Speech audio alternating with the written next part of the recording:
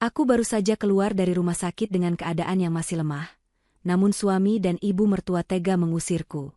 Pergi kau wanita penyakitan, apartemen ini sekarang jadi milikku. Aku hanya tersenyum dan pergi. Mereka tak tahu telah kusiapkan sebuah kejutan tak terduga. Sebelum ceritanya dimulai, silakan tulis di kolom komentar dari daerah mana saja teman-teman yang menonton cerita ini. Jangan lupa like dan subscribe agar channel ini bisa semakin berkembang dan bisa mempersembahkan cerita yang lebih menarik lagi. Udara sore terasa hangat di kulit Indah saat ia melangkah keluar dari taksi. Aroma knalpot dan debu jalanan yang familiar menyambutnya, sebuah kontras yang tajam dari bau antiseptik yang telah menjadi dunianya selama berminggu-minggu. Pakaian yang ia kenakan terasa sedikit longgar, sisa-sisa pertarungannya melawan penyakit yang hampir merenggut nyawanya. Namun di dalam hatinya, ada kelegaan yang luar biasa. Ia pulang. Akhirnya, ia bisa kembali ke pelukan suaminya, ke dalam kehangatan apartemen yang mereka bangun bersama. Setiap langkah menuju lobi gedung terasa seperti sebuah kemenangan. Ia merindukan segalanya. Bahkan hal-hal kecil seperti aroma kopi yang biasa diseduh Lukman di pagi hari, atau suara tawa suaminya saat menonton acara komedi di televisi. Lift membawanya naik dalam keheningan, hanya diiringi dengungan mesin yang monoton. Indah memandangi pantulan dirinya di dinding lift yang mengkilap. Wajahnya masih pucat, ada lingkaran hitam tipis di bawah matanya, tapi sorot matanya memancarkan harapan. Ia tidak sabar ingin memberi kejutan pada Lukman. Ia sengaja tidak memberitahu jam kepulangannya, membayangkan betapa terkejut dan bahagianya Lukman nanti saat melihatnya berdiri di depan pintu. Mungkin Lukman akan langsung memeluknya, mengangkat tubuhnya yang kini lebih ringan, dan membawanya masuk sambil menghujaninya dengan ciuman. Hayalan itu membuatnya tersenyum. Semua rasa sakit dan kesepian selama di rumah sakit akan terbayar lunas hari ini. Tibalah ia di depan pintu apartemen nomor 12. Pintu kayu berwarna coklat tua itu tampak begitu kokoh dan familiar. Tangannya sedikit gemetar saat merogoh kunci dari dalam tasnya. Namun, sebelum kunci itu sempat masuk lubangnya, pintu itu tiba-tiba terbuka dari dalam. Jantung Indah berdebar kencang, kejutan yang ia siapkan ternyata menjadi kejutan untuknya. Di ambang pintu, berdiri Lukman. Suaminya. Pria yang wajahnya ia rindukan setiap malam di bangsal rumah sakit yang dingin. Tetapi, tidak ada senyum bahagia di wajah Lukman. Tidak ada binar kerinduan di matanya. Yang ada hanyalah tatapan datar, dingin, dan penuh keterkejutan yang tidak menyenangkan. Lukman tampak lebih bugar dari terakhir kali Indah melihatnya. Ia mengenakan kemeja sutra mahal yang belum pernah Indah lihat sebelumnya, dan aroma parfumnya pun berbeda, lebih tajam dan asing. Keheningan yang canggung menggantung di antara mereka selama beberapa detik yang terasa seperti selamanya.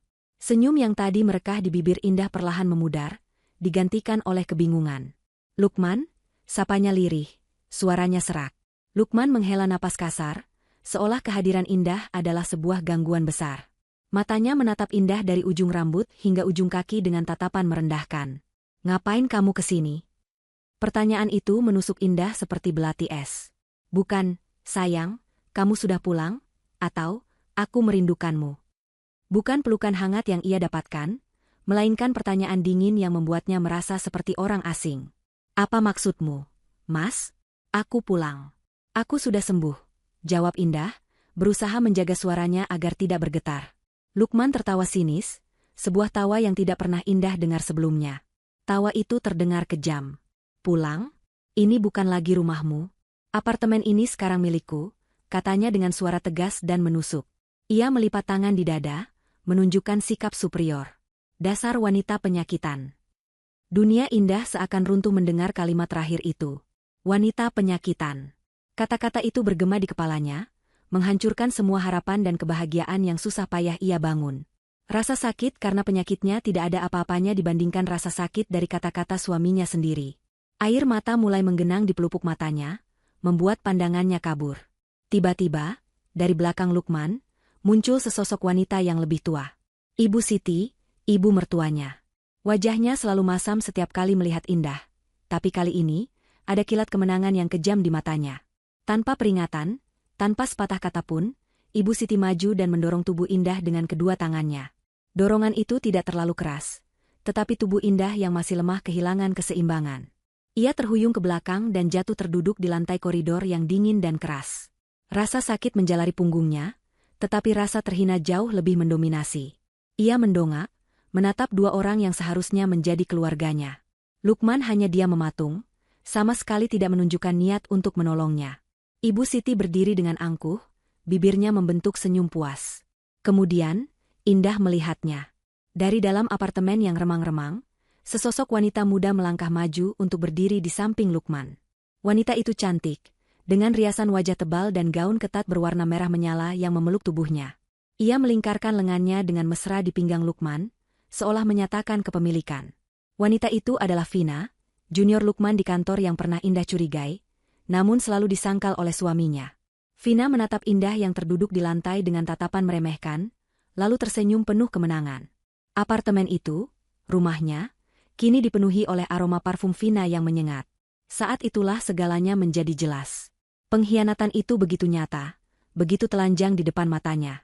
Rasa sakitnya begitu dalam hingga Indah merasa tidak bisa bernapas. Ia bisa saja menangis, berteriak, memaki mereka, atau memohon belas kasihan. Itu mungkin reaksi yang mereka harapkan. Reaksi dari seorang wanita lemah yang baru keluar dari rumah sakit, seorang wanita penyakitan yang dunianya baru saja dihancurkan. Namun, sesuatu yang lain terjadi di dalam diri Indah. Di tengah puing-puing hatinya yang hancur, sebuah kekuatan aneh muncul. Kekuatan yang lahir dari rasa sakit yang paling dalam. Air mata yang tadi hampir jatuh, ia telan kembali. Rasa putus asa yang mencekik, ia ubah menjadi sesuatu yang lain. Sesuatu yang dingin dan tajam. Dengan perlahan, Indah menopang tubuhnya dengan kedua tangannya. Ia berdiri, mengabaikan rasa nyeri di punggungnya. Ia merapikan pakaiannya yang sedikit kusut dengan gerakan yang tenang dan terkendali. Ia mengangkat wajahnya, menatap lurus ke arah 3 orang yang sedang menatapnya dengan ekspresi beragam. Lukman yang tampak sedikit terkejut dengan reaksinya, Ibu Siti yang masih angkuh, dan Vina yang senyum kemenangannya sedikit goyah. Indah menatap mereka satu persatu, matanya tidak lagi menunjukkan rasa sakit atau kesedihan. Matanya kini kosong, tetapi di balik kekosongan itu ada kilat yang berbahaya. Dan kemudian, ia melakukannya. Ia tersenyum. Bukan senyum palsu atau senyum getir. Itu adalah senyum tipis, nyaris tak terlihat, namun penuh dengan misteri. Senyum yang tidak bisa mereka baca. Senyum yang seolah berkata, kalian salah memilih lawan. Tanpa mengucapkan sepatah kata pun lagi, Indah berbalik. Dengan punggung tegap dan langkah yang mantap, ia berjalan menjauhi pintu apartemennya. Ia tidak menoleh ke belakang. Ia terus berjalan menyusuri koridor, melewati pintu-pintu tetangga yang tertutup rapat, menuju lift di ujung sana. Suara sepatu hak rendahnya yang beradu dengan lantai, menjadi satu-satunya suara yang memecah keheningan. Di belakangnya, Lukman, Ibu Siti, dan Vina hanya bisa mematung, merasakan firasat aneh yang merayap di hati mereka. Senyuman terakhir Indah terasa lebih mengancam daripada amukan badai sekalipun. Mereka tidak tahu apa artinya. Tapi untuk pertama kalinya sejak merasa menang, mereka merasakan sedikit getar ketakutan. Indah tidak berjalan tanpa tujuan. Setiap langkahnya menjauhi gedung apartemen itu, terasa seperti menarik serpihan kaca dari telapak kakinya. Sakit, tapi harus dilakukan. Ia tidak membiarkan dirinya roboh di pinggir jalan. Ia tidak mencari simpati dari orang asing. Citra wajah suaminya, ibu mertuanya, dan wanita itu terus berkelebat di benaknya. Pengkhianatan mereka begitu brutal, begitu terang-terangan.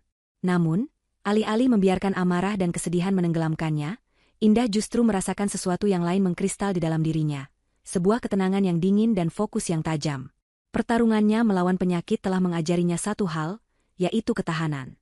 Ia telah berjuang untuk hidupnya, dan ia tidak akan membiarkan hidup yang baru ia dapatkan kembali itu dihancurkan begitu saja oleh para pengkhianat. Ia mengeluarkan ponselnya dan memesan taksi online. Tujuannya bukanlah rumah orang tuanya. Ia tidak ingin mereka melihatnya dalam keadaan seperti ini. Ia tidak ingin menambah beban mereka dengan kesedihannya. Ia membutuhkan sekutu, bukan penonton. Ia membutuhkan seseorang yang bisa berpikir jernih, seseorang yang tidak akan dibutakan oleh emosi. Ia mengetikkan sebuah alamat di aplikasi, sebuah kafe kecil dan tidak mencolok di sudut kota yang jarang ia kunjungi. Setibanya di sana, ia memilih meja paling pojok, jauh dari keramaian. Kafe itu remang-remang, dengan aroma kopi dan kayu manis yang menenangkan. Ia memesan teh hangat, merasakan cangkir porselen yang panas di tangannya yang dingin. Sambil menunggu, ia membuka galeri foto di ponselnya. Foto-foto pernikahannya dengan Lukman, foto liburan mereka, foto saat mereka merayakan ulang tahun. Wajah Lukman yang tersenyum penuh cinta di foto-foto itu, kini terlihat seperti topeng yang mengerikan. Dengan jari yang mantap, ia menghapus satu persatu foto itu. Bukan dengan amarah, tapi dengan sebuah upacara pelepasan yang khusyuk. Masa lalu itu sudah mati. Tidak lama kemudian, seorang pemuda berperawakan kurus dengan kacamata tebal dan ransel di punggungnya menghampiri mejanya. "Kak Indah," sapanya. "Rian." "Terima kasih sudah datang secepat ini," jawab Indah, suaranya terdengar lebih stabil sekarang. Rian adalah sepupunya. Seorang jenius IT yang lebih banyak menghabiskan waktu di depan layar komputer daripada di bawah sinar matahari. Di balik penampilannya yang canggung, otak Rian bekerja seperti superkomputer. Mereka selalu dekat sejak kecil. Rian adalah adiknya dalam segala hal kecuali hubungan darah. Rian duduk di hadapannya, wajahnya menunjukkan kekhawatiran. "Aku dapat pesanmu. Kamu bilang darurat. Kamu baik-baik saja? Kamu kelihatan pucat sekali. Apa terjadi sesuatu di rumah sakit?" Indah menarik napas dalam-dalam.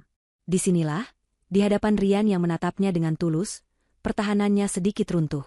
Matanya mulai berkaca-kaca. Ia menceritakan semuanya. Dari mulai ia membuka pintu apartemen hingga ia diusir.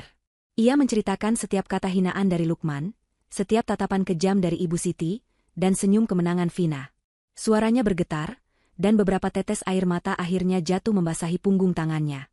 Rian mendengarkan dengan saksama, rahangnya mengeras karena marah, tangannya terkepal di bawah meja. Setelah Indah selesai bercerita, keheningan menyelimuti mereka.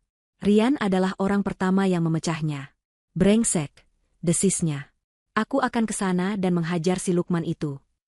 "Jangan," potong Indah cepat, sambil menyeka sisa air matanya. Tangisnya sudah selesai. Kini saatnya untuk bertindak. Kekerasan tidak akan menyelesaikan apapun, Yan. Itu hanya akan membuat mereka puas, karena melihat kita kehilangan kendali. Lalu kita harus bagaimana, Kak? Membiarkan mereka begitu saja? Mereka mengambil apartemenmu. Mereka tidak mengambilnya.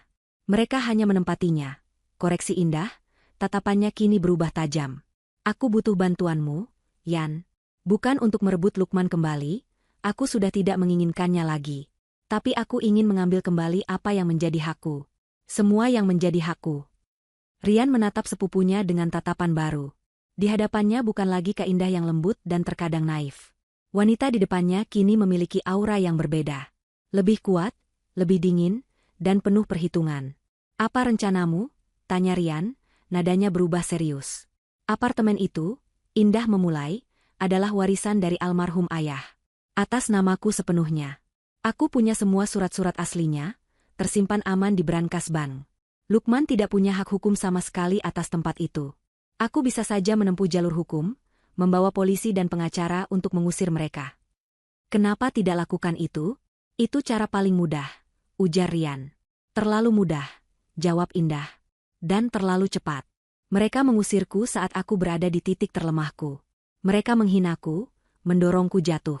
Jika aku hanya mengusir mereka dengan bantuan hukum, mereka hanya akan merasa kesal. Aku tidak mau mereka hanya kesal, Yan. Aku mau mereka merasakan apa yang aku rasakan. Aku mau mereka merasakan ketakutan. Aku mau mereka lari dari apartemen itu, bukan berjalan dengan santai." Rian mulai mengerti arah pembicaraan ini. Sebuah senyum tipis terukir di bibirnya. "Balas dendam," katanya. "Keadilan," ralat Indah. "Aku akan menggunakan ketakutan terbesar mereka untuk melawan mereka sendiri." Ibu Siti sangat percaya tahayul. Vina sangat terobsesi dengan kecantikan dan hartanya. Dan Lukman, dia takut kehilangan kendali dan reputasinya. Kita akan hancurkan mereka dari dalam, satu persatu, menggunakan benteng yang mereka pikir telah mereka menangkan. Rian mengeluarkan laptop dari ranselnya dan meletakkannya di atas meja. Ia membukanya, dan layar pun menyala, memantulkan cahaya di kacamatanya. "Jadi, kita mulai dari mana?" tanyanya, jemarinya sudah menari di atas keyboard. "Sistem keamanan apartemen itu aku yang pasang dulu, kan? Aku ingat sekali. Aku memasang sistem rumah pintar terintegrasi. Lampu, TV, speaker, kunci digital. Semuanya terhubung ke satu server." Mata Indah berbinar. "Apa kamu masih bisa mengaksesnya?"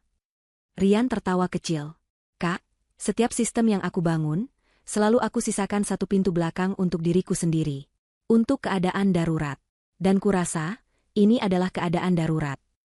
"Bagus," kata Indah. "Aku ingin kamu mengambil alih kendali apartemen itu dari jarak jauh. Aku ingin kamu menjadi hantu di rumahku. Tapi kita tidak bisa gegabah. Kita perlu waktu. Mereka harus merasa nyaman dulu, merasa bahwa mereka sudah menang. 5 hari. Kita beri mereka waktu 5 hari untuk menikmati surga curian mereka. Selama 5 hari itu, aku ingin kamu mengumpulkan semua data yang kamu bisa. Aktivitas mereka, kebiasaan mereka, bahkan percakapan mereka jika memungkinkan. Speaker pintar di setiap ruangan punya mikrofon. Aku bisa mengaktifkannya, kata Rian tanpa mengalihkan pandangan dari layar. Aku bisa memberi kita telinga di seluruh apartemen. Sempurna, bisik Indah. Rencananya mulai terbentuk. Rencana yang kejam, tetapi sepadan dengan rasa sakit yang ia terima. Setelah 5 hari, kita akan mulai permainan kita. Permainan yang akan membuat mereka mempertanyakan kewarasan mereka sendiri. Permainan yang akan membuat mereka lari tunggang langgang dari apartemen itu, dan tidak akan pernah berani menoleh ke belakang lagi. Rian berhenti mengetik dan menatap Indah. Kamu yakin, Kak? Ini akan jadi permainan yang kotor. Indah meraih cangkir tehnya yang mulai mendingin. Ia menatap bayangan wajahnya di permukaan teh yang gelap. Wajah seorang wanita yang telah kehilangan segalanya. Namun justru karena itu, ia tidak punya beban lagi untuk takut akan apapun. Saat suamimu menyebutmu wanita penyakitan setelah kamu berjuang antara hidup dan mati, dan ibu mertuamu mendorongmu hingga jatuh di depan selingkuhan suamimu, kata Indah dengan suara rendah yang bergetar karena emosi yang tertahan, permainan kotor adalah satu-satunya bahasa yang akan mereka mengerti. 5 hari berlalu seperti embusan angin bagi para penghuni baru apartemen nomor 12. Bagi Lukman, Vina, dan Ibu Siti, 5 hari itu adalah perayaan kemenangan yang tak henti-hentinya. Mereka telah berhasil menyingkirkan Indah, sang benalu penyakitan, dan kini surga dunia seolah terhampar di depan mata mereka. Apartemen mewah itu, dengan segala perabotannya yang mahal dan pemandangan kota yang gemerlap dari jendelanya yang besar, kini menjadi panggung sandiwara kebahagiaan mereka. Lukman merasa seperti raja di istananya. Ia berjalan mondar-mandir dengan dada membusung, menikmati setiap sudut ruangan yang kini ia klaim sebagai miliknya. Ia tidak lagi harus berpura-pura menjadi suami yang peduli, tidak lagi harus menahan diri untuk tidak mengeluh tentang biaya rumah sakit Indah yang selangit. Ia bebas. Bebas bersama Vina, wanita muda yang memujanya, yang tubuhnya selalu hangat, dan yang ambisinya sejalan dengan ambisinya sendiri. Ia merasa telah membuat keputusan yang tepat. Menyingkirkan istri yang sakit-sakitan untuk masa depan yang lebih cerah adalah sebuah langkah bisnis yang logis. Begitulah pikirnya. Rasa bersalah adalah kemewahan yang tidak bisa ia miliki. Vina, di sisi lain, sedang mabuk kepayang dalam kemewahan. Ia menghabiskan hari-harinya mencoba semua gaun indah yang tertinggal di lemari, memakai perhiasan-perhiasannya, dan berfoto selfie di setiap sudut apartemen untuk diunggah ke media sosialnya. Ia merasa telah mencapai puncak rantai makanan. Ia berhasil merebut seorang pria mapan dari istri sahnya, mendapatkan akses ke kehidupan mewah yang selalu ia impikan. Ia memandang rendah Indah, menganggapnya wanita bodoh dan lemah yang pantas mendapatkan nasibnya. Setiap malam, ia tidur di ranjang empuk yang pernah menjadi milik Indah, memimpikan pesta-pesta megah dan liburan ke luar negeri yang telah dijanjikan Lukman. Sementara itu, Ibu Siti mengambil peran sebagai sang ratu. Ia mengatur ulang beberapa perabotan sesuai seleranya, mengomentari betapa tidak becusnya Indah dalam menata rumah selama ini. Ia merasa puas telah berhasil menyelamatkan putra kesayangannya dari pernikahan yang ia anggap sebagai sebuah kesalahan sejak awal. Baginya, Indah tidak pernah cukup baik untuk Lukman. Indah tidak berasal dari keluarga yang sederajat, dan puncaknya, ia jatuh sakit, menjadi beban bagi putranya yang cemerlang. Kehadiran Vina yang pandai merayu dan menyanjungnya adalah angin segar. Ibu Siti merasa dihargai, merasa kembali menjadi wanita nomor 1 dalam kehidupan putranya. Pada malam kelima, suasana perayaan itu mulai terkikis oleh kejadian-kejadian aneh yang tak bisa dijelaskan. Semua dimulai dari hal-hal kecil, begitu kecil sehingga mudah untuk diabaikan, namun cukup ganjil untuk meninggalkan jejak keresahan. Malam itu, Vina sedang berdiri di depan cermin besar di kamar tidur utama. Ia baru saja selesai mandi dan sedang mengagumi pantulan tubuhnya yang dibalut gaun tidur sutra berwarna hitam. Ia tersenyum puas, membelai kulitnya yang halus. Tiba-tiba, dari arah ventilasi pendingin ruangan di atasnya, ia mendengar sesuatu. Sebuah bisikan, sangat lirih, nyaris tak terdengar, seperti hembusan angin yang membentuk kata-kata. Cantikmu akan pudar. Vina membeku. Ia menoleh cepat ke arah ventilasi, jantungnya berdebar. Hening. Tidak ada suara apapun kecuali dengungan lembut mesin AC. Ia menajamkan telinga, menunggu. Tidak ada lagi suara. Pasti hanya imajinasiku, pikirnya, mungkin karena angin. Ia mencoba menenangkan dirinya, kembali menatap cermin. Tetapi, senyum puasnya telah hilang. Bayangan wajahnya di cermin kini tampak sedikit asing, dan ia merasa seolah ada sepasang mata tak terlihat yang sedang mengawasinya dari sudut ruangan yang gelap. Ia bergidik, dan buru-buru mematikan lampu kamar, menyelinap ke dalam selimut di samping Lukman yang sudah tertidur pulas. Di ruang keluarga, Ibu Siti sedang asyik menonton sinetron favoritnya. Ia duduk nyaman di sofa empuk, dengan semangkuk keripik di pangkuannya. Di tengah adegan puncak di mana sang protagonis sedang menangis terseduh-seduh, layar televisi tiba-tiba berkedip. Gambarnya berubah menjadi statik selama sesaat, lalu channelnya berpindah dengan sendirinya. Bukan ke channel berita atau musik, melainkan ke sebuah acara ceramah agama tengah malam. Seorang ustadz dengan sorban putih sedang berbicara dengan nada yang dalam dan serius. Dan ingatlah, kata sang ustadz dari layar televisi, azab seorang ibu yang berbuat zalim kepada menantunya, yang memisahkan seorang anak dari pasangan yang sah, adalah azab yang pedih. Allah tidak tidur. Setiap perbuatan akan kembali kepada pelakunya. Ibu Siti tertegun. Jantungnya terasa seperti diremas. Ceramah itu seolah ditujukan langsung kepadanya. Tangannya gemetar saat meraih remote untuk mengganti channel. Ia menekan tombol angka berulang kali, tetapi channelnya tidak mau berpindah, seolah terkunci. Suara sang ustadz terus menggema di ruangan yang sunyi. Panik, Ibu Siti akhirnya mematikan televisi dengan menekan tombol power utama. Ruangan menjadi gelap dan hening. Ia duduk mematung di dalam kegelapan, napasnya tersengal-sengal. Kata-kata, azab yang pedih, terus terngiang di telinganya. Ia mencoba meyakinkan dirinya bahwa itu hanya kebetulan, sebuah gangguan siaran yang aneh. Tapi perasaan dingin yang merayap di punggungnya sulit untuk diabaikan. Sementara itu, di ruang kerja, Lukman sedang sibuk di depan laptopnya, menyelesaikan beberapa pekerjaan kantor. Ia adalah seorang pria yang logis dan tidak percaya pada hal-hal mistis. Baginya, semua hal harus bisa dijelaskan dengan akal sehat. Saat sedang memeriksa sebuah laporan keuangan, kursor di layarnya tiba-tiba bergerak sendiri. Lukman mengira mouse-nya bermasalah, jadi ia mengangkatnya dan membersihkan sensornya. Saat ia meletakkannya kembali, kursor itu berhenti. Ia melanjutkan pekerjaannya. Beberapa menit kemudian, hal yang lebih aneh terjadi. Di sudut desktopnya, sebuah folder baru tiba-tiba muncul. Folder itu tidak memiliki ikon, hanya nama yang tertulis dengan huruf kapital tebal, bukti. Jantung Lukman berdetak sedikit lebih cepat. Bukti apa? Ia merasa ada yang tidak beres. Dengan ragu, ia mengarahkan kursornya ke folder itu, hendak membukanya. Namun, tepat sebelum ia mengkliknya, folder itu lenyap begitu saja, seolah tidak pernah ada. Lukman terdiam, menatap layar laptopnya dengan dahi berkerut. Ia segera menjalankan program antivirus, melakukan pemindaian penuh, berpikir mungkin komputernya terkena virus atau malware. Tapi hasil pemindaian menunjukkan tidak ada ancaman apapun. Sistemnya bersih. Ia mencoba mencari folder itu di seluruh direktorinya, tetapi tidak ada jejaknya sama sekali. Apakah aku hanya berhalusinasi? Apakah aku terlalu lelah? Pertanyaan-pertanyaan itu berputar di kepalanya. Folder, bukti, itu, meskipun hanya muncul sesaat, telah berhasil menanamkan benih kecurigaan dan paranoia di dalam benaknya yang biasanya tenang dan terkendali.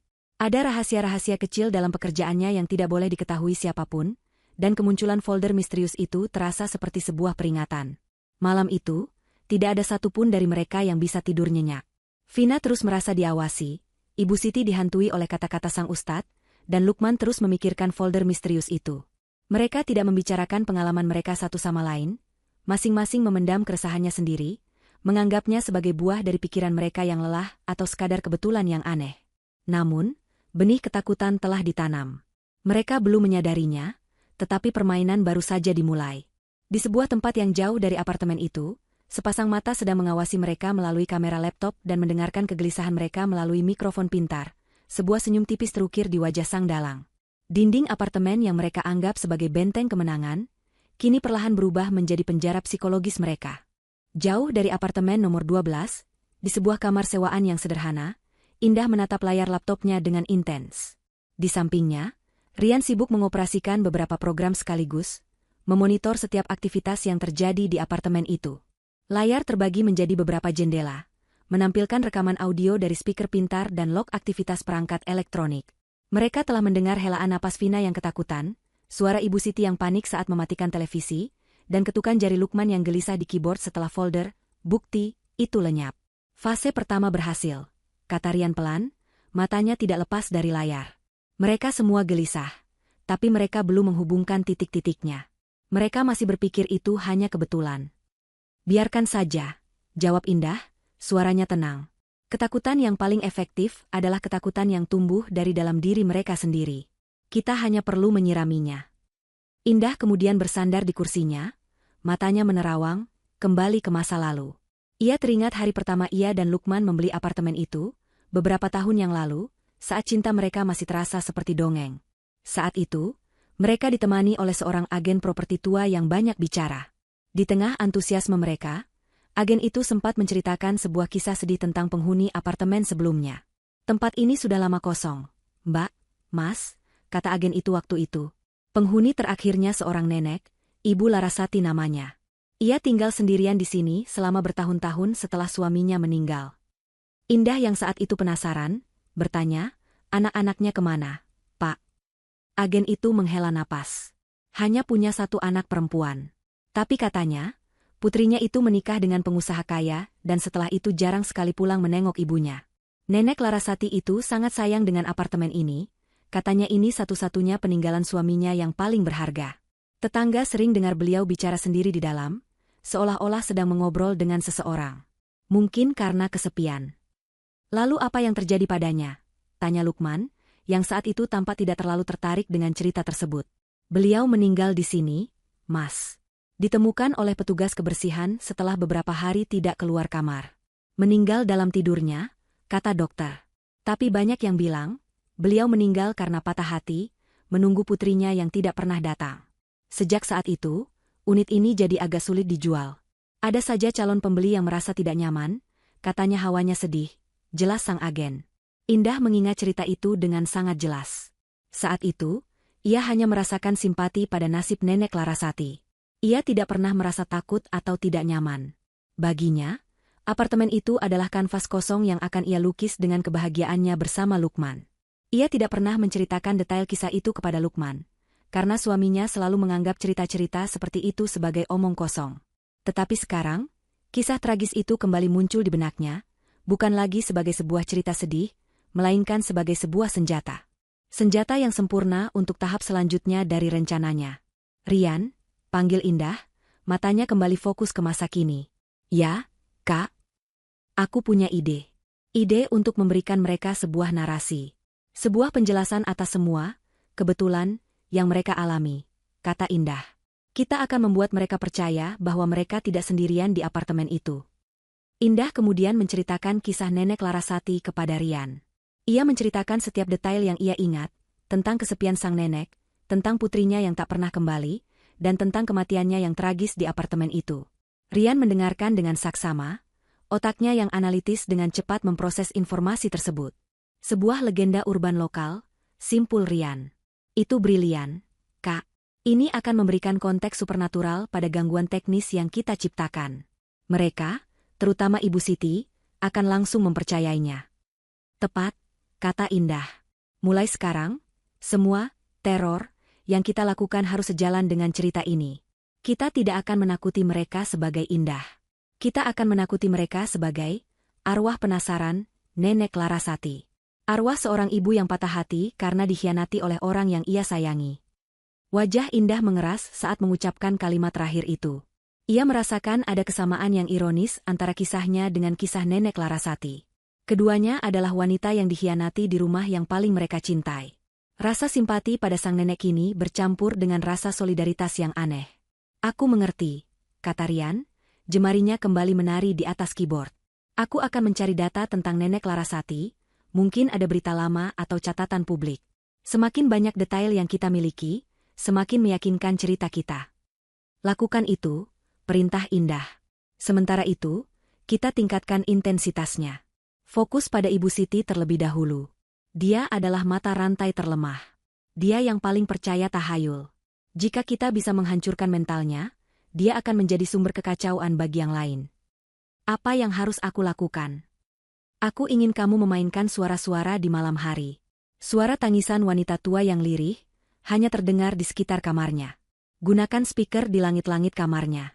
Atur volumenya sangat rendah, sehingga dia akan ragu apakah dia benar-benar mendengarnya atau hanya berimajinasi. Jelas indah.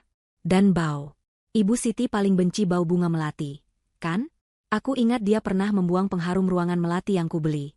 Cari cara agar bau itu muncul di kamarnya. Aku bisa meretas dispenser pengharum ruangan otomatis di sana, dan mengganti jadwal semprotnya ke tengah malam. Tapi untuk isinya, aku tidak bisa mengubahnya dari sini, kata Rian.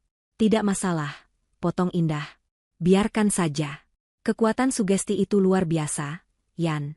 Jika dia sudah mulai percaya ada arwah di sana, otaknya sendiri yang akan menciptakan bau melati itu untuknya. Yang penting adalah pemicunya. Indah terdiam sejenak, memikirkan langkah selanjutnya. Transformasinya begitu kentara. Wanita yang beberapa hari lalu menangis di kafe itu, kini telah menjadi seorang ahli strategi yang dingin. Rasa sakitnya tidak hilang, ia hanya menyalurkannya menjadi energi yang terfokus. Setiap tindakan yang ia rencanakan adalah cerminan dari rasa sakit yang telah ditimpakan padanya. Mereka mendorongnya jatuh, maka ia akan membuat mereka jatuh dari tebing ketakutan. Mereka menyebutnya penyakitan, maka ia akan menjadi penyakit yang menggerogoti kewarasan mereka dari dalam. Ia kemudian menatap Rian, sorot matanya tajam. Rian, aku ingin kamu melakukan satu hal lagi untukku malam ini. Sesuatu yang lebih personal untuk Vina. Apa itu? Aku ingin kamu meretas akun media sosialnya. Aku tidak mau kamu mengubah atau menghapus apapun. Aku hanya ingin kamu mengirim satu pesan langsung, dari akunnya sendiri, ke akun lamaku yang sudah tidak aktif. Rian mengerutkan dahi, bingung. Pesan apa? Kak? Dan untuk apa? Indah tersenyum tipis, senyum yang sama yang ia tunjukkan saat meninggalkan apartemennya. Senyum yang penuh rahasia. Kirim pesan yang isinya hanya 2 kata.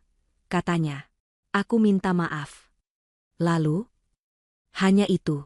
Setelah terkirim, biarkan saja. Dia tidak akan menyadarinya malam ini. Tapi besok atau lusa, saat dia merasa ada yang aneh dan memeriksa log aktivitasnya, dia akan melihat pesan terkirim yang tidak pernah ia tulis. Pesan itu akan membuatnya bingung dan takut. Dia akan berpikir ada orang lain yang mengendalikan hidupnya, bahkan privasinya yang paling dalam. Dia akan merasa tidak aman lagi. Indah kembali menatap layar laptop, tempat denah digital apartemennya terpampang. Titik-titik merah menandai posisi Lukman, Vina, dan Ibu Siti yang sedang gelisah di kamar mereka masing-masing. Legenda lama akan kita hidupkan kembali, bisik Indah, lebih pada dirinya sendiri. Buat mereka percaya bahwa penunggu apartemen ini tidak menyukai mereka. Buat mereka percaya bahwa Nenek Larasati sudah pulang ke rumahnya. Ketenangan di apartemen nomor 12 kini telah sepenuhnya menguap, digantikan oleh atmosfer tebal yang penuh dengan kecurigaan dan rasa takut yang tak terucapkan. 3 penghuninya bergerak seperti bayangan di dalam rumah mereka sendiri. Setiap derit lantai atau hembusan angin membuat mereka tersentak. Gangguan-gangguan kecil yang awalnya mereka anggap sebagai kebetulan, kini telah berevolusi menjadi sebuah pola teror yang sistematis dan personal. Seolah ada entitas tak terlihat yang mempelajari kelemahan mereka dan menyerangnya tanpa ampun. Bagi Vina, teror itu dimulai dari hal yang paling ia banggakan, penampilannya dan barang-barang mewah miliknya. Suatu pagi, ia hendak memakai anting berlian favoritnya, hadiah pertama dari Lukman setelah mereka resmi bersama. Namun, saat ia membuka kotak perhiasannya, anting itu tidak ada. Hanya ada lekukan beludru kosong tempat anting itu seharusnya berada. Ia panik. Ia membongkar seluruh isi laci, menumpahkan isinya ke lantai, mencari dengan kalut. Ia bertanya pada Lukman, yang hanya menjawab dengan gusar bahwa ia tidak tahu apa-apa. Ia bahkan menuduh Ibu Siti, yang tentu saja membalas dengan semburan amarah, menyebutnya gadis ceroboh yang tidak bisa menjaga barang.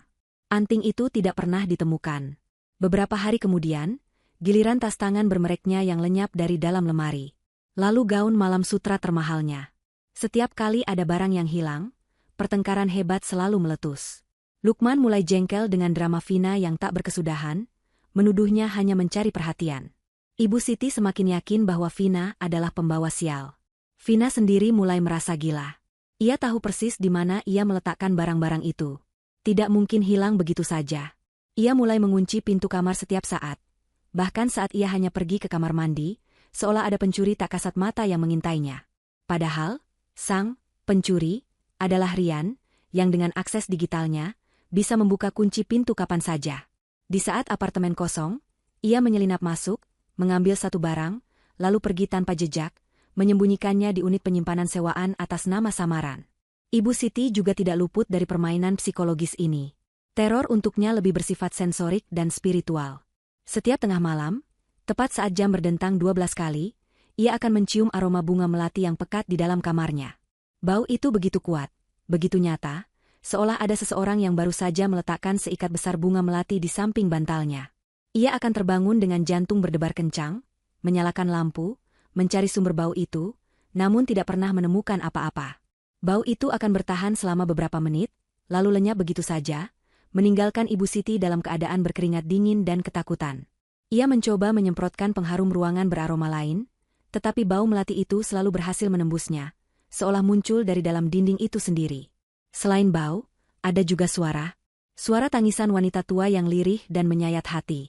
Suara itu hanya muncul saat Ibu Siti sendirian di dalam kamarnya. Awalnya ia mengira suara itu berasal dari unit sebelah, atau dari televisi di ruang keluarga. Tapi suara itu begitu dekat, begitu intim, seolah berasal dari dalam kepalanya sendiri. Suara itu selalu sama, rintihan seorang ibu yang merindukan anaknya. Ibu Siti mulai sering berdoa, membaca ayat-ayat suci dengan suara gemetar, tetapi suara tangisan itu seolah tidak peduli. Kewarasannya mulai terkikis. Ia menjadi mudah marah, sering berteriak tanpa alasan, dan matanya selalu waspada, menatap sudut-sudut ruangan yang gelap seolah mengharapkan sesosok makhluk muncul dari sana. Lukman, sang pria logis, mendapatkan teror yang paling rasional namun paling efektif. Teror itu datang melalui teknologi yang selalu ia andalkan. Setiap pagi, ia akan menerima sebuah email dari pengirim anonim. Tidak ada subjek, tidak ada isi pesan, hanya ada satu lampiran. Lampiran itu selalu berupa satu file gambar. Gambar pertama adalah foto struk restoran mahal. Tanggalnya persis saat ia seharusnya menemani Indah di rumah sakit tapi malah pergi makan malam dengan Vina.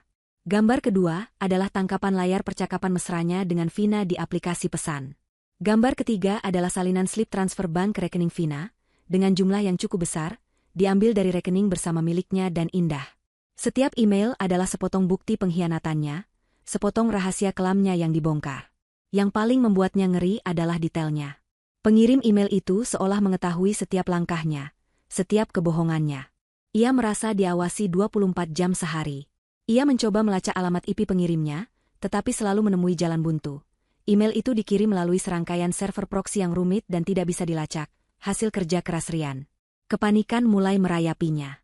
Ini bukan lagi sekadar gangguan teknis. Ini adalah sebuah ancaman. Seseorang di luar sana mengetahui semua rahasianya, dan bisa menghancurkan karir serta reputasinya kapan saja. Ia menjadi paranoid, memeriksa ponselnya setiap beberapa detik, bahkan curiga pada rekan kerjanya sendiri. Ia tidak bisa lagi fokus bekerja. Pikirannya dipenuhi oleh pertanyaan, siapa yang melakukan ini? Dan apa maunya? Puncak dari teror fase ini terjadi pada suatu malam Jumat. Hujan turun dengan derasnya di luar, diiringi oleh suara guntur yang menggelegar. Tiba-tiba, listrik di seluruh unit apartemen padam total. Kegelapan pekat menyelimuti mereka seketika, hanya diselingi oleh kilatan cahaya petir dari jendela besar. Lukman, nyalakan lampunya, teriak Ibu Siti dari kamarnya, suaranya penuh kepanikan. Sabar, Bu, ini mati listrik dari pusat sepertinya. Balas Lukman, sambil meraba-raba mencari ponselnya untuk dijadikan senter. Vina menjerit kecil di kamar tidur, rasa takutnya pada kegelapan membuatnya semakin rentan. Lukman akhirnya berhasil menyalakan senter ponselnya dan berjalan keluar kamar. Ia memeriksa panel listrik utama di dekat pintu masuk, semuanya dalam posisi on. Aneh. Seharusnya tidak padam. Saat ia sedang memeriksa, listrik tiba-tiba menyala kembali. Lampu-lampu berkedip beberapa kali sebelum akhirnya stabil. Suara televisi yang tadi mati, kini menyala dengan sendirinya dengan volume maksimal, mengeluarkan suara statik yang memekakkan telinga. Lukman buru-buru mematikannya. Ia kemudian mendengar jeritan melengking dari arah kamar mandi. Itu suara Vina. Ia dan Ibu Siti yang juga keluar dari kamar, segera berlari ke sumber suara. Mereka menemukan Vina berdiri mematung di depan cermin kamar mandi, wajahnya pucat pasi seperti mayat, tangannya menunjuk arah cermin dengan gemetar. Lukman dan Ibu Siti mengikuti arah telunjuknya. Di permukaan cermin yang sedikit berembun karena uap air sisa Vina mandi tadi, tertulis sebuah pesan dengan goresan seperti bekas jari. Pesan itu hanya terdiri dari 4 kata, ditulis dengan huruf kapital yang seolah menetes, "Pergi dari rumahku." Keheningan total menyelimuti mereka bertiga. Tidak ada lagi yang bisa menyangkal. Ini bukan lagi kebetulan. Ini bukan lagi imajinasi. Ini adalah sebuah pesan yang nyata dan mengancam. Saat itulah benteng pertahanan mereka runtuh. Mereka mulai saling menyerang, melampiaskan ketakutan mereka dalam bentuk tuduhan. Ini pasti ulahmu, bentak Vina pada Lukman, air mata ketakutan mengalir di pipinya. Kamu kan yang paling jago soal teknologi. Kamu sengaja melakukan ini semua untuk menakut-nakutiku agar aku pergi, kan? Jangan gila kamu, Vina. Untuk apa aku melakukan itu? Balas Lukman, suaranya meninggi. Rasa takut membuatnya kehilangan kontrol. Atau ini kamu? Ibu Siti menunjuk Vina dengan jari gemetar. Kamu sengaja melakukan ini semua agar Lukman menjual apartemen ini dan membelikanmu rumah baru, kan? Dasar perempuan matre. Kenapa ibu malah menuduhku? Bisa saja ini semua ulah Indah, jerit Vina, mencari kambing hitam lain. Dia pasti pakai ilmu hitam. Dia balas dendam pada kita. Penyebutan nama Indah membuat suasana semakin tegang. Ibu Siti, yang imannya pada tahayul sudah di titik puncak, langsung setuju. Benar, pasti si Indah penyakitan itu. Dia tidak terima kita usir.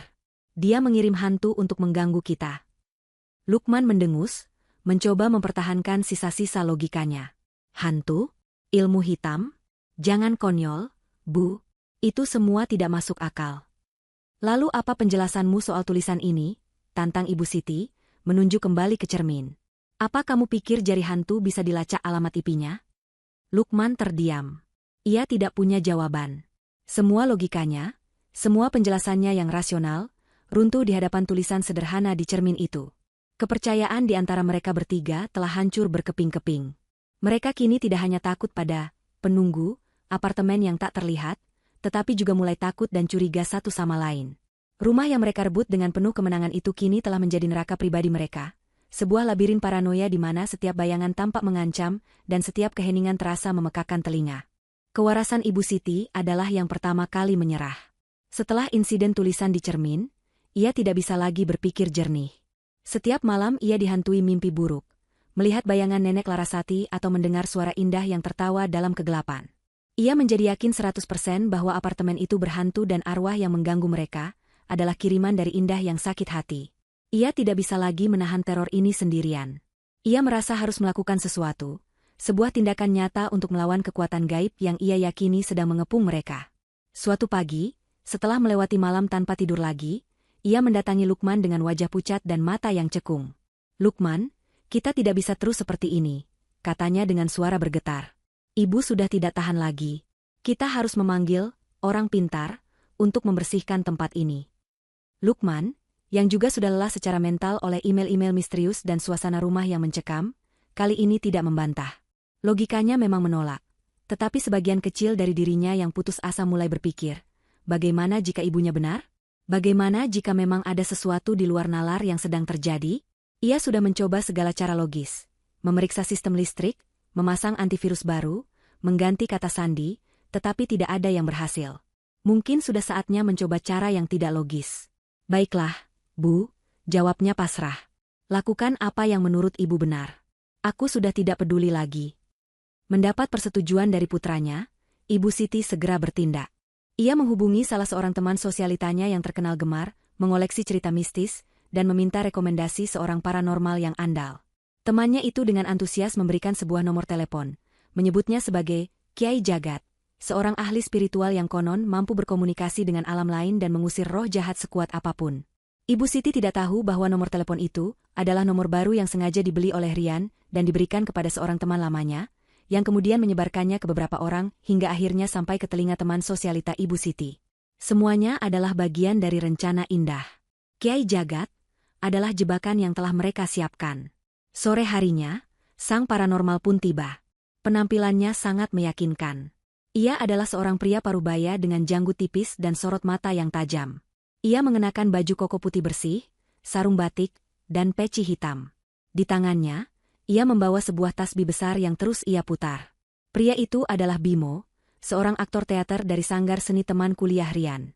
Ia adalah aktor berbakat yang biasa memerankan tokoh-tokoh berwibawa, dan untuk sebuah bayaran yang cukup besar, ia setuju untuk memerankan peran terbaik dalam hidupnya. Indah dan Rian telah memberinya pengarahan yang sangat detail. Ia sudah mempelajari denah apartemen, mengetahui di mana saja aktivitas gaib sering terjadi, dan yang terpenting, ia sudah menghafal latar belakang cerita Nenek Larasati serta profil psikologis dari ketiga targetnya. "Assalamualaikum," sapanya dengan suara berat dan dalam saat Ibu Siti membukakan pintu. "Waalaikumsalam, Kiai. Silakan masuk," jawab Ibu Siti dengan penuh hormat, mempersilakannya masuk seolah menyambut seorang juru selamat. Lukman dan Vina berdiri di ruang tengah dengan ekspresi canggung dan skeptis. Kiai Jagat melangkah masuk dengan perlahan. Ia tidak langsung melakukan ritual apapun. Ia hanya berdiri di tengah ruangan, memejamkan matanya sejenak, seolah sedang merasakan energi di tempat itu. Gumamnya pelan. Energinya berat sekali di sini, penuh dengan kesedihan dan amarah. Ibu Siti langsung mengangguk-angguk setuju. "Benar, Kiai. Kami diganggu terus-menerus. Ada suara-suara, barang hilang, bahkan ada tulisan di cermin." Sang Kiai membuka matanya, menatap Ibu Siti dengan tajam. "Saya merasakan kehadiran sesosok arwah wanita, seorang ibu. Arwah ini sudah lama di sini, dia adalah penunggu asli tempat ini. Seharusnya ia tenang, tapi kedatangan kalian telah membuatnya murka." Lukman masih mencoba bersikap skeptis. "Murka? Kenapa harus murka pada kami?" Kiai Jagat menoleh pada Lukman, tatapannya seolah menembus ke dalam jiwanya. "Karena rumah yang ia sayangi ini telah ditempati oleh orang-orang berhati kotor," jawabnya dengan nada menusuk. Kalimat itu langsung membungkam Lukman. Vina yang berdiri di sampingnya tampak menegang. Sang Kiai kemudian mulai berjalan, mengelilingi apartemen. Ia berhenti di depan kamar Ibu Siti. "Di sini," katanya. Di sini amarahnya paling terasa pekat. Ia marah pada sosok ibu lain yang dianggapnya telah berbuat tidak adil. Ia menatap Ibu Siti. "Apakah ibu merasa pernah menyakiti hati seorang wanita yang lebih muda?" Ibu Siti langsung pucat. Pertanyaan itu terlalu spesifik, terlalu mengena. Ia hanya bisa menelan ludah dengan susah payah. Kiai Jagat melanjutkan langkahnya, kini berhenti di depan pintu ruang kerja Lukman. "Dan di sini, saya merasakan energi pengkhianatan yang kuat. Janji yang diingkari, kepercayaan yang dirusak. Arwah itu tidak menyukai pria pengkhianat." Terakhir, ia berhenti tepat di depan Vina, yang sejak tadi berusaha bersembunyi di belakang Lukman. Sang Kiai menatapnya dari atas sampai bawah, tatapannya dingin dan menghakimi. Vina bergidik ngeri, merasa seolah sedang ditelanjangi. "Dan kamu?" desis Sang Kiai, suaranya kini terdengar lebih mengancam. "Dari kalian bertiga, arwah itu paling membencimu." "Apa? Kenapa saya?" tanya Vina, suaranya bergetar hebat. "Karena kehadiranmu di sini mengingatkannya pada kisah hidupnya sendiri," jawab Kiai Jagat, melancarkan pukulan pamungkasnya sesuai skenario dari Indah. "Ia juga memiliki seorang putri. Putri yang ia sayangi, yang kemudian direbut oleh pria kaya dan tidak pernah kembali. Sama sepertimu, yang telah merebut seorang suami dari istri sahnya. Baginya, kamu adalah cerminan dari menantu yang telah merampas kebahagiaan putrinya dan menyebabkan kematiannya dalam kesepian." Itulah puncaknya. Vina tidak tahan lagi. Wajahnya yang pucat kini basah oleh air mata. "Tidak. Itu tidak benar. Aku tidak seperti itu," jeritnya histeris. Ia berlari masuk ke dalam kamar, membanting pintu, dan tangisannya terdengar dari dalam. Lukman dan Ibu Siti terdiam membeku. Penjelasan sang paranormal begitu detail, begitu sesuai dengan apa yang terjadi di antara mereka. Keraguan Lukman mulai goyah, digantikan oleh rasa takut yang primitif. Ibu Siti kini benar-benar yakin bahwa mereka sedang berhadapan dengan murka arwah Nenek Larasati. Kiai Jagat menghela napas panjang, seolah lelah setelah pertarungan batin yang hebat. "Arwah ini terlalu kuat, amarahnya terlalu dalam. Saya bisa mencoba menenangkannya, tapi saya tidak bisa menjamin ia akan pergi selama kalian masih di sini. Terutama wanita muda itu. Energi negatifnya adalah magnet bagi kemarahan arwah ini." Setelah mengucapkan kalimat itu, ia melakukan beberapa ritual sederhana, menabur garam di sudut-sudut ruangan dan membacakan doa-doa dengan suara lirih. Semua itu hanyalah pertunjukan. Setelah selesai, ia menerima amplop tebal dari Ibu Siti dan berpamitan. "Saran saya," katanya sebelum melangkah keluar pintu, "jika gangguan terus berlanjut, lebih baik kalian tinggalkan tempat ini. Ada beberapa rumah yang memang tidak mau menerima penghuni baru, terutama jika penghuni itu membawa energi negatif." Dengan pesan terakhir yang penuh teka-teki itu, sang paranormal pun pergi, meninggalkan 3 orang yang kini benar-benar berada di ambang kehancuran mental. Mereka tidak tahu bahwa tamu tak diundang itu bukanlah seorang juru selamat, melainkan algojo yang diutus untuk mempercepat eksekusi kewarasan mereka. Keraguan telah berubah menjadi keyakinan. Ketakutan telah berubah menjadi teror. Dan Indah, sang dalang, selangkah lebih dekat menuju kemenangannya. Kunjungan Kiai Jagat tidak membawa ketenangan seperti yang diharapkan Ibu Siti. Sebaliknya, ia meninggalkan luka menganga yang terinfeksi oleh paranoia dan ketakutan. Diagnosis sang paranormal, yang begitu spesifik dan personal, telah meruntuhkan sisa-sisa persatuan di antara Lukman, Vina, dan Ibu Siti. Mereka tidak lagi hanya takut pada hantu. Mereka kini saling mencurigai, melihat satu sama lain sebagai magnet yang menarik kemarahan arwah Nenek Larasati. Apartemen yang tadinya merupakan simbol kemenangan, kini berubah menjadi sebuah sel isolasi di mana mereka bertiga terkurung bersama teror dan kebencian mereka sendiri. Vina adalah yang paling terpukul. Stempel, paling dibenci oleh arwah, yang diberikan oleh sang kiai telah menancap dalam di benaknya. Ia merasa seperti target yang berjalan.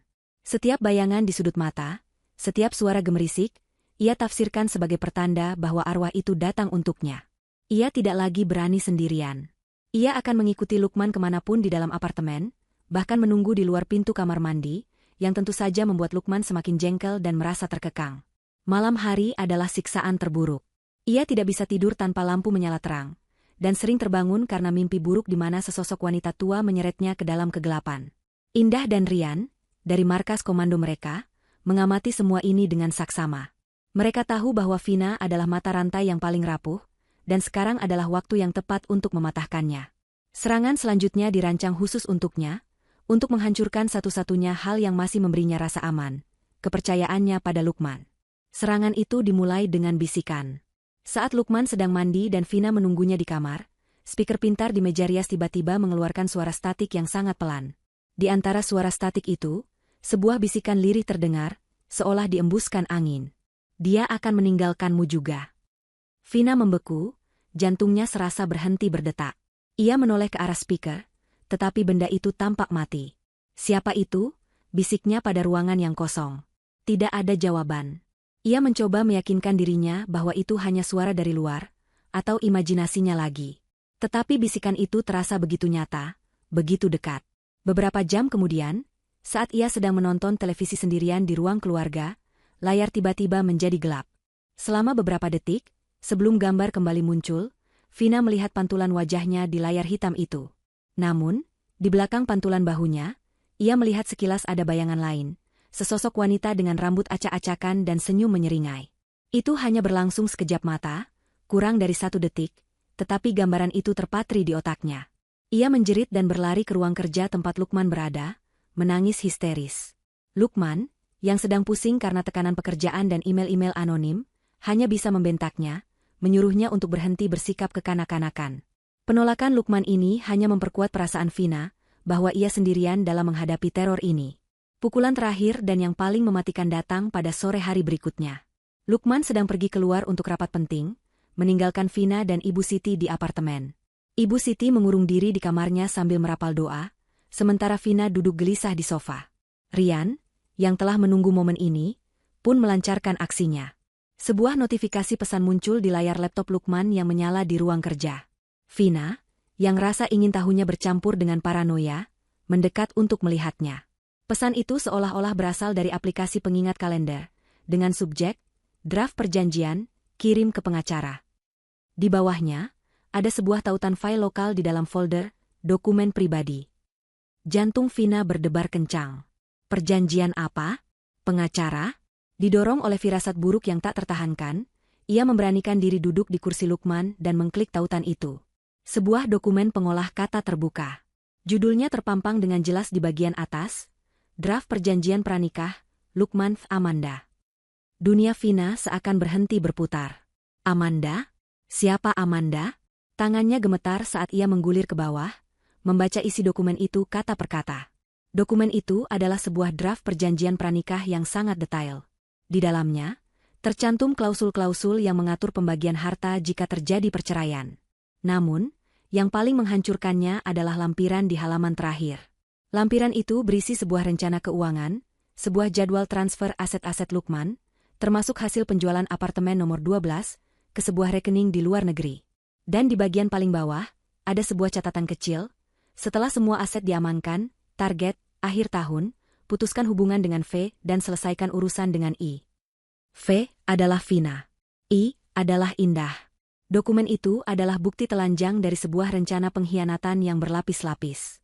Lukman tidak hanya berencana meninggalkannya, tetapi juga telah memanfaatkannya sejak awal sebagai batu loncatan untuk mengamankan semua aset dari Indah, sebelum akhirnya mencampakkan Vina untuk wanita lain bernama Amanda. Semua janji manis, semua hadiah mahal, semua kata-kata cinta, semuanya terasa seperti kebohongan yang menjijikan. Ia hanyalah pion dalam permainan besar Lukman. Bisikan yang ia dengar kemarin, dia akan meninggalkanmu juga, kini terdengar seperti sebuah ramalan yang menjadi kenyataan. Tentu saja, dokumen itu palsu. Tidak ada wanita bernama Amanda. Rencana keuangan itu hanyalah karangan Rian yang brilian, dirancang untuk menekan semua tombol rasa tidak aman dan ketakutan Vina. Tapi bagi Vina, di tengah kondisi mentalnya yang sudah rapuh, dokumen itu 100% nyata. Saat Lukman pulang beberapa jam kemudian, ia disambut oleh pemandangan yang kacau. Vina sedang berdiri di tengah ruang tamu yang berantakan, pecahan vas bunga berserakan di lantai. Matanya merah dan bengkak, tatapannya penuh dengan kebencian.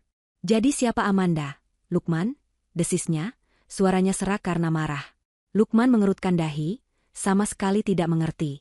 Amanda? Amanda siapa? Kamu bicara apa? Jangan berpura-pura bodoh, jerit Vina, amarahnya meledak. Ia menunjuk ke arah laptop di ruang kerja. Aku sudah melihat semuanya. Rencanamu, pengkhianatanmu. Kamu pikir aku ini apa? Sampah yang bisa kamu buang setelah kamu tidak butuh lagi. Lukman, kebingungan dan panik, segera memeriksa laptopnya. Ia melihat dokumen itu dan wajahnya pucat pasi. Ini bukan buatanku. Aku tidak pernah menulis ini. Seseorang pasti telah meretas laptopku. Serunya, mencoba membela diri. Pembohong, raung Vina. Sama seperti kamu berbohong pada Indah, sekarang kamu berbohong padaku. Kamu memang pria busuk, tidak punya hati. Ibu Siti, yang keluar dari kamar karena mendengar keributan, hanya bisa berdiri terpaku. Ia melihat pertengkaran hebat itu bukan sebagai masalah rumah tangga biasa, melainkan sebagai bukti nyata dari kutukan arwah Nenek Larasati. Arwah itu, seperti yang dikatakan Sang Kiai, sedang menghancurkan mereka dari dalam, merusak hubungan mereka yang dibangun di atas pengkhianatan. Alih-alih membela Vina, ia justru menatapnya dengan tatapan ngeri, seolah Vina adalah pusat dari semua malapetaka ini. Pertengkaran itu semakin menjadi-jadi. Vina melemparkan semua barang yang bisa ia raih, sambil terus memaki Lukman. Lukman, yang terpojok dan tidak bisa memberikan penjelasan yang masuk akal, hanya bisa berteriak balik. Di tengah kekacauan itu, tidak ada yang menyadari bahwa semua lampu di apartemen mulai berkedip-kedip pelan, seolah sedang mengumpulkan energi untuk pertunjukan utama. Kepercayaan di antara mereka telah mati total. Lukman melihat Vina sebagai wanita gila yang histeris. Vina melihat Lukman sebagai pengkhianat berdarah dingin. Dan Ibu Siti melihat mereka berdua sebagai korban kutukan yang tak terhindarkan. Mereka kini terpecah belah, sendirian, dan sangat rentan. Sempurna untuk teror terakhir yang akan datang. Badai datang bersamaan dengan malam. Bukan hanya badai di dalam apartemen, tetapi juga badai sesungguhnya di luar sana. Langit Jakarta yang biasanya terang berubah menjadi hitam pekat, dirobek oleh kilatan petir dan suara guntur yang memekakkan telinga. Angin menderu-deru, membuat jendela-jendela besar di apartemen bergetar seolah hendak pecah. Seakan-akan alam semesta sendiri telah bersekongkol dengan indah untuk menciptakan panggung yang sempurna bagi babak akhir dari sandiwara terornya. Di dalam apartemen, suasana lebih dingin daripada di luar. Pertengkaran hebat antara Lukman dan Vina telah mereda, menyisakan keheningan yang berat dan penuh permusuhan. Vina mengurung diri di kamar tidur, isak tangisnya sesekali masih terdengar. Lukman duduk termenung di sofa ruang tamu, kepalanya berdenyut-denyut, mencoba mencari penjelasan logis atas semua kegilaan yang terjadi, namun otaknya terasa buntu. Ibu Siti berada di kamarnya, bibirnya tak henti-hentinya komat-kamit merapal doa, memeluk tasbihnya erat-erat seolah itu adalah satu-satunya pelampung di tengah lautan teror. Mereka berada di ruangan yang berbeda, tetapi sama-sama terperangkap dalam penjara ketakutan mereka sendiri. Tepat pukul 11 malam, pertunjukan dimulai. Semuanya diawali dengan kegelapan. Dengan satu klik dari Rian, seluruh aliran listrik ke unit apartemen nomor 12 terputus. Bukan pemadaman biasa, ini adalah kegelapan total yang tiba-tiba dan absolut. Lampu, televisi, kulkas, Semuanya mati seketika. Kegelapan itu menelan mereka, membuat disorientasi dan memicu kepanikan instan. Lukman, listriknya mati lagi, jerit Ibu Siti dari kamarnya. Vina, kamu di mana? Teriak Lukman, suaranya tegang saat ia meraba-raba mencari ponselnya. Jeritan melengking Vina dari dalam kamar tidur menjadi jawabannya. Kegelapan adalah salah satu ketakutan terbesarnya. Saat itulah suara pertama terdengar. Suara itu tidak datang dari satu sumber, melainkan dari segala arah. Dari speaker pintar di ruang tamu, dari speaker di kamar tidur, dari speaker di dapur, bahkan dari speaker kecil di kamar mandi. Semuanya menyala serentak, ditenagai oleh baterai cadangan yang telah diantisipasi Rian.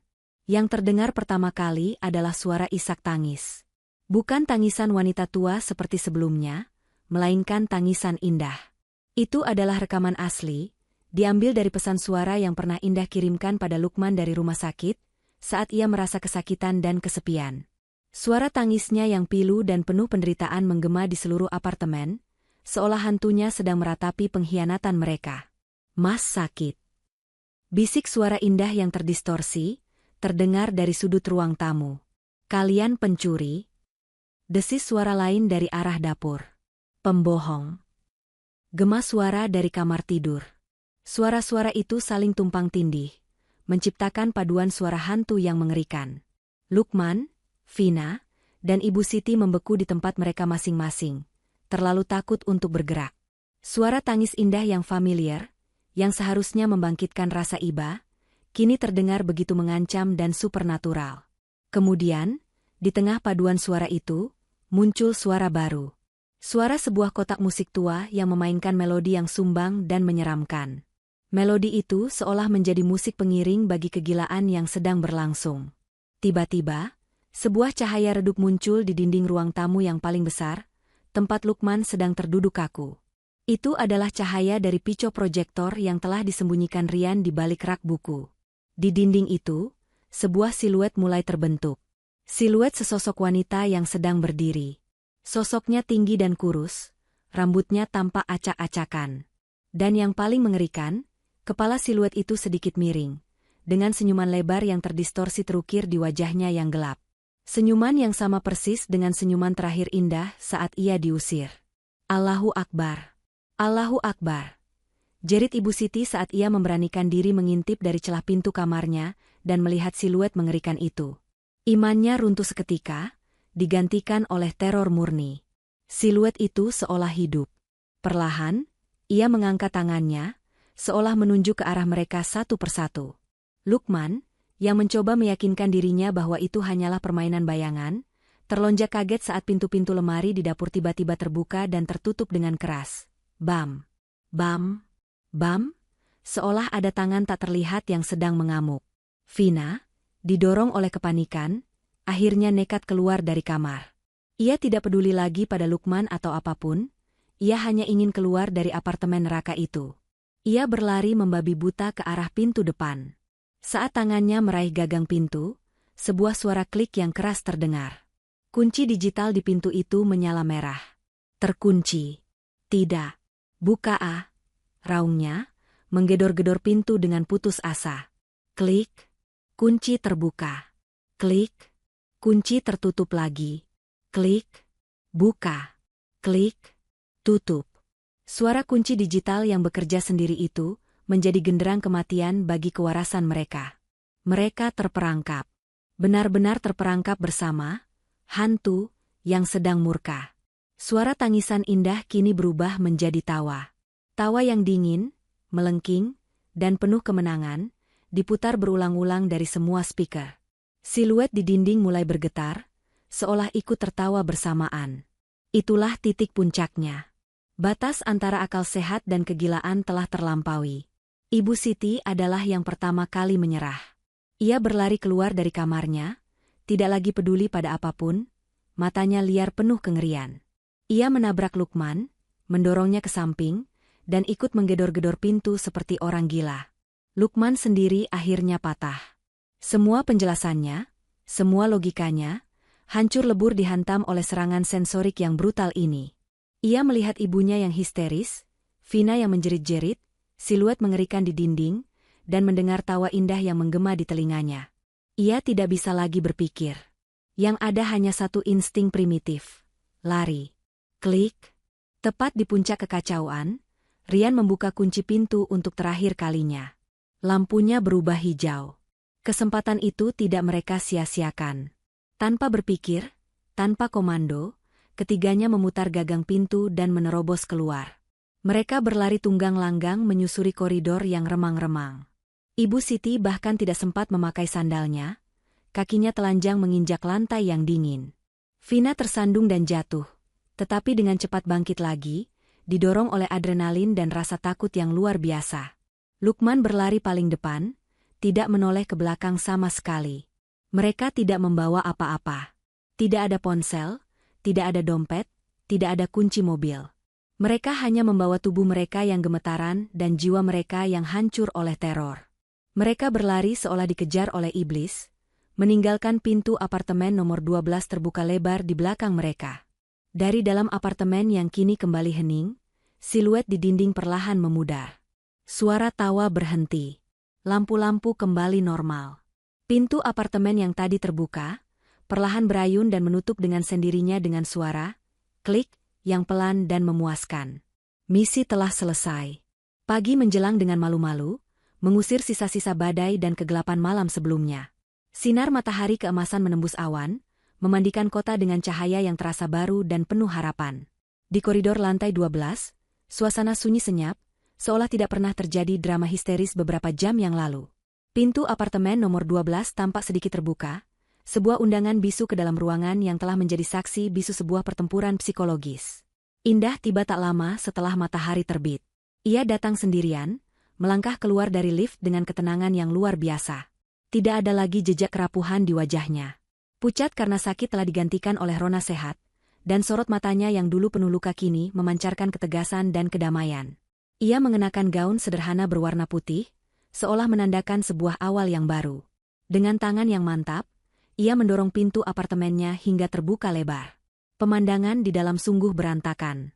Bantal sofa terlempar di lantai, pecahan vas bunga masih berserakan, dan sebuah selimut ronggok di dekat pintu kamar, ditinggalkan oleh Ibu Siti dalam ketergesa-gesaannya.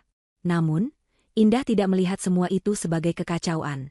Ia melihatnya sebagai reruntuhan dari sebuah rezim yang zalim. Ini adalah jejak-jejak kemenangan. Pagi, Kak. Selamat datang kembali di rumah. Sebuah suara menyambutnya. Rian muncul dari arah dapur sambil membawa 2 cangkir kopi panas. Ia tampak lelah, dengan lingkaran hitam di bawah matanya, tetapi senyumnya lebar dan penuh kepuasan.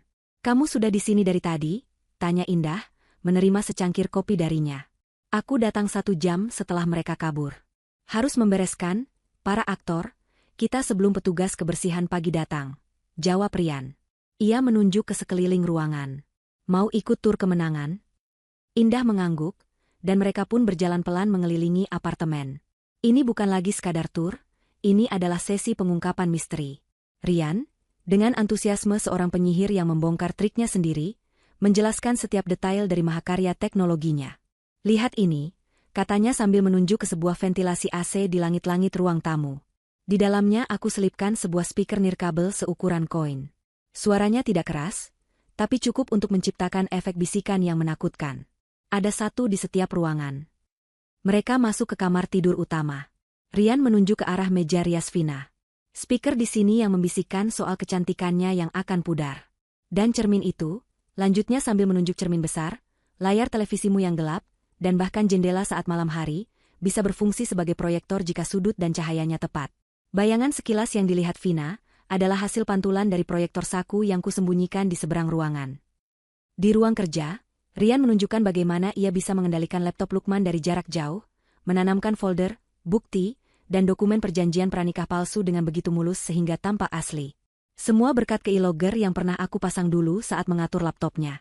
Aku tahu semua kata sandinya, jelasnya. Terakhir, mereka berdiri di ruang tamu, tempat puncak teror terjadi. Rian mengambil sebuah perangkat kecil seukuran kepalan tangan dari balik rak buku. Ini dia bintang utamanya. Pico proyektor bertenaga baterai. Benda kecil ini yang menciptakan siluet mengerikan di dinding tadi malam.